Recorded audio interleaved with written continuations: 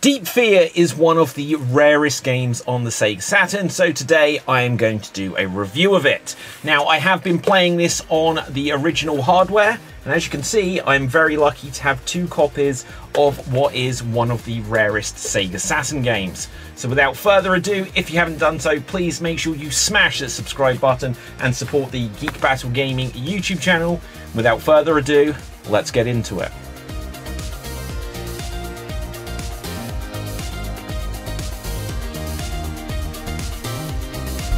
Everyone on base, until instructions are given, do not make a sound. Stop all construction work. I repeat, do not make a sound. This is not a drill.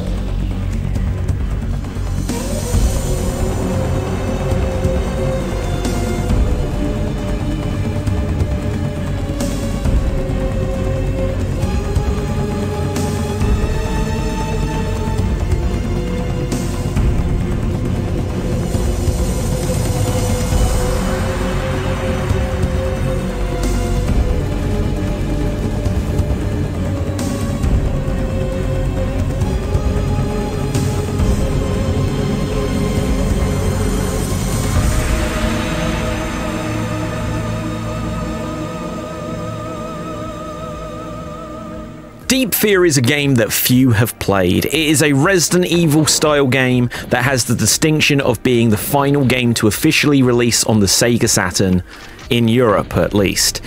Japan got more games, and it also wasn't the final Sega Saturn game to come out in the US. In fact, Deep Fear didn't release in the United States at all, which adds to the rarity of the game.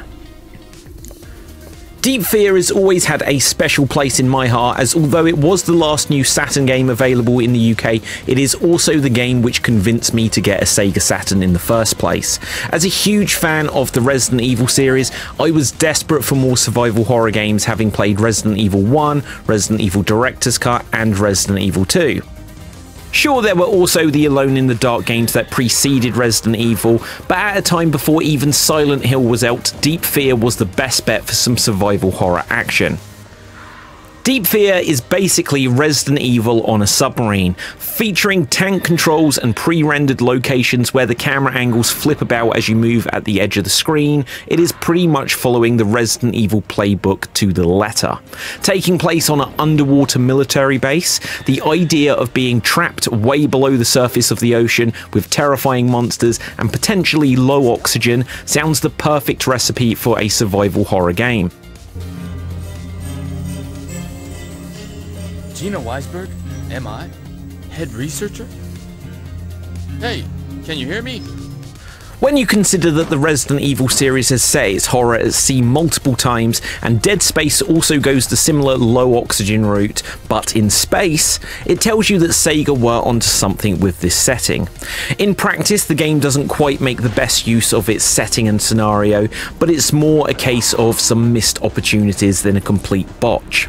In the game, you play as John Mayer, a generic army dude who has a sad backstory that his loved one has died, and he's still coming to terms with it. On the military base, the government is aware of something having crashed into the ocean from outer space, and they are investigating it.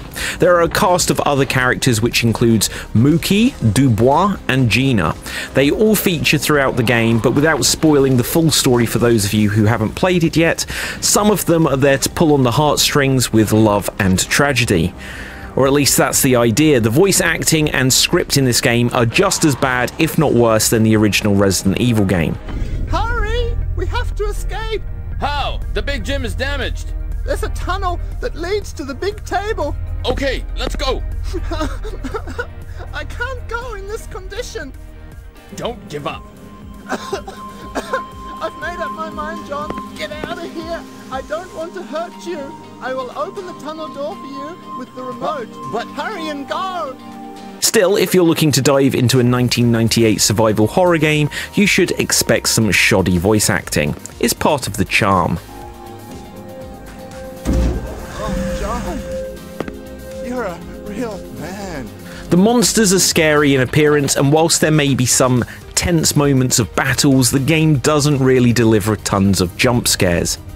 There isn't much in the way of music in the game, as the game goes more down the route of ambient sounds being on the submarine. You do get various points where the game has a countdown until something is about to explode, and here you do get some adrenaline pumping music, but mostly the lack of music does mean that when you first enter a room and then you hear some creepy mutant hissing, you will get a chill down your spine for the fight that you're about to encounter.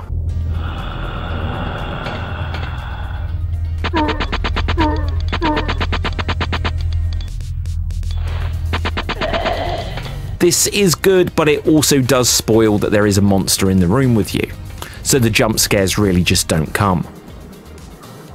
The game does have a great mechanic in that many of the areas you go through will see you having to contend with an ever-decreasing air supply. This means that it feels like there is a constant timer to get through areas before you literally suffocate. Fortunately, you do have a respirator that can be refilled with air, and you can pick up some air-filled grenades, which can buy you some extra oxygen time. If anything, it feels like Sega should have used the diminishing air mechanic to greater effect than they did, as you will rarely find yourself unable to solve the oxygen problem. And this is something that is another issue in the game. A little bit like the later survival horror games, this game allows you to refill your ammo and supplies without major limitations. This means that unless faced with a boss that you have to fight, you can easily take out each enemy one at a time and then go and refill supplies to mean that you have near unlimited ammo. The controls are good, and unlike the Resident Evil games, they made it so you can move and shoot at the same time, which works great. This means you kind of have an auto aim to shoot enemies that are on the ground or above on the ceiling, but being able to move and shoot at the same time does feel like something people wanted in early survival horror games but seldom got. One thing the game was criticised for when it first released was that there are sections where your character is underwater, and the only way this changes gameplay is that your character runs much slower than normal and doesn't have any kind of swimming mechanic. Ultimately, other survival horror games that came out on the same route of being underwater just had you run slower and didn't have you swimming either. Whilst it would have been cool for you to be able to swim in theory, thinking of other swimming sections in games from the era like Tomb Raider, Zelda or Super Mario 64, I'm kinda glad you don't have to swim. Those were always some of my least favourite sections of those games.